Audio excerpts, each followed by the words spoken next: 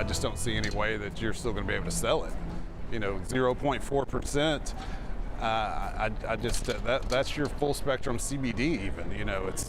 I just don't see how anybody will be able to stay in business. And new at 5, legislation ending the government shutdown could be the end of a multi-billion-dollar industry in America. Buried in the legislation is a hemp restriction that, if adopted by the state of Alabama, could wipe out many businesses and jobs. So we want to hear from you. Should the government step in to save the hemp industry? You can scan the QR code on your screen right now to submit your answer.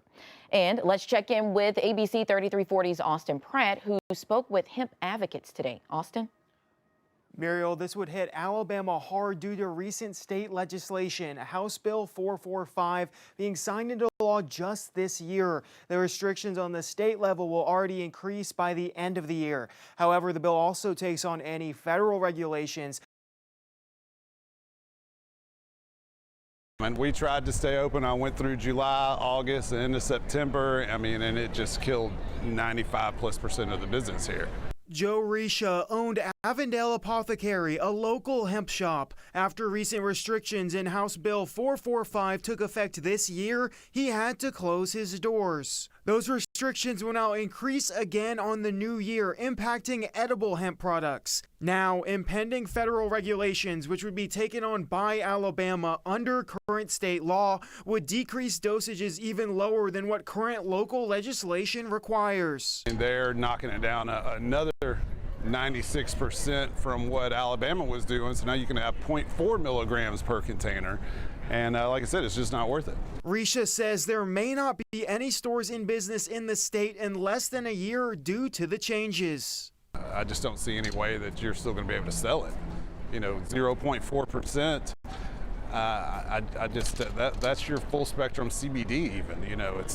I just don't see how anybody will be able to stay in business. Jennifer Boozer Stewart also had to close her business due to recent legislation. She's part of the Alabama Cannabis Coalition and is sounding the alarm before these regulations take place exactly 1 year from Wednesday. HB 445 already cut us off at the knees.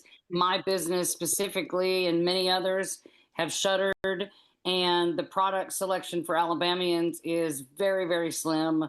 She warns access to hemp products would not only be an inconvenience to those who use it, but potentially compromise a multi-billion-dollar industry. They estimate around $28 billion a year in total revenue, and I think over $13 billion of that just is in payroll. There are over 330,000 jobs at stake here.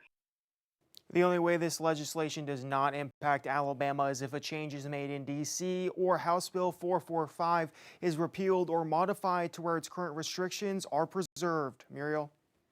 Austin, thank you. Now we want to go back to the poll question from earlier. We asked you, should the government step in to save the hemp industry?